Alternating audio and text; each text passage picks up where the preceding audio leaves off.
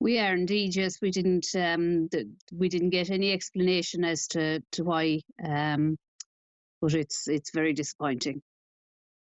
And I suppose, could you just give an outline to listeners of the scale of the services that you do? We help with all sorts of animals, from cats up to horses and donkeys. We take them in for people that can no longer look after them, or ones that have been found as cruelty cases. And then we help people with the cost of spaying and neutering as well. And just so listeners are aware, the major national charities which people might be familiar with are the likes of the DSPCA, the ISPCA, Dogs Trust. None of them operating in Clare. So in Clare, you're between yourselves and the Burren Animal Rescue, Clare Animal Welfare, Second Chance Animal Rescue as well. So you've got three relatively small organisations, volunteer organisations, that are trying to cover the whole county. That's right, yeah. The ISPCA don't cover County Clare. I think there's only 17 counties in the country they do cover, but Clare is one of the ones they don't cover. And of course, you're the Burren Animal Rescue, so you're not just limited to domestic pets. You could be looking after horses, donkeys. If a farmer's in trouble as well, you might be called to help. So you do quite an extensive range of services. We do, yeah. We've even gotten calls from the guards to go out where there's stray horses on roads, and we've gone out and rounded them up. And whatever people need help with, we'll do our best to help. And particularly being based in Tubber, which is straddling the border of Galway and Clare, it's an area that's bereft of services at the best of time.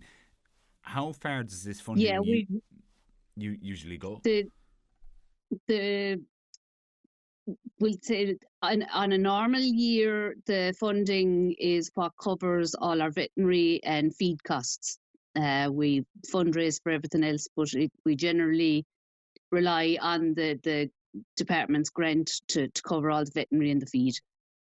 And now that this grant has been cut in half this year, at least what you're receiving, what will that mean for the future of your services? Obviously, we're going to have to cut back greatly on what we can offer to people. The cost to even feed one dog for the length of time it's here, the cost of helping people with spaying and neutering, getting feral cat colonies sorted. We're just going to have to scale everything back. Because obviously our main priority has to be that we ensure we have the funds to feed the animals that are currently in our care before we look at helping anything outside our care. And are you an entirely volunteer-based organisation as well? Oh, yeah. We all have regular PAYE jobs. So everything we do for the rescue is on a voluntary basis. And I understand you've sought an explanation from Clare's TDs on this. We have indeed, yeah.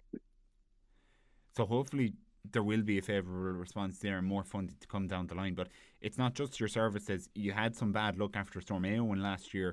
Your barn in the Burn was seriously damaged. So this cut really couldn't be coming at a worse time. It couldn't, no. We're still with the ground ready for the barn. We have the framework got, but we're still trying to scrape together more funds to actually erect the barn. Of course, it has the knock-on effect that in the meantime we're having to pay a bit extra for our bales of hay, because they each have to be wrapped before we can take them, because it's just impossible in Irish weather to keep tarpaulin in one place. And I'm not trying to be bleak. Sorry. Yep. Again, it's the mountain signal now doing us no favours. Sorry, Sheena. But I'm not trying to be bleak here. But a funding cut like that, if that isn't addressed, what does that ultimately mean for animals in your region that need your care?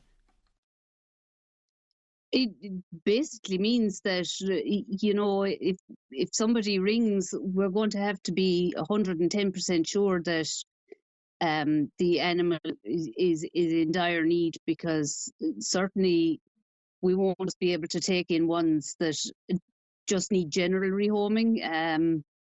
We're going to have to restrict to emergency cases.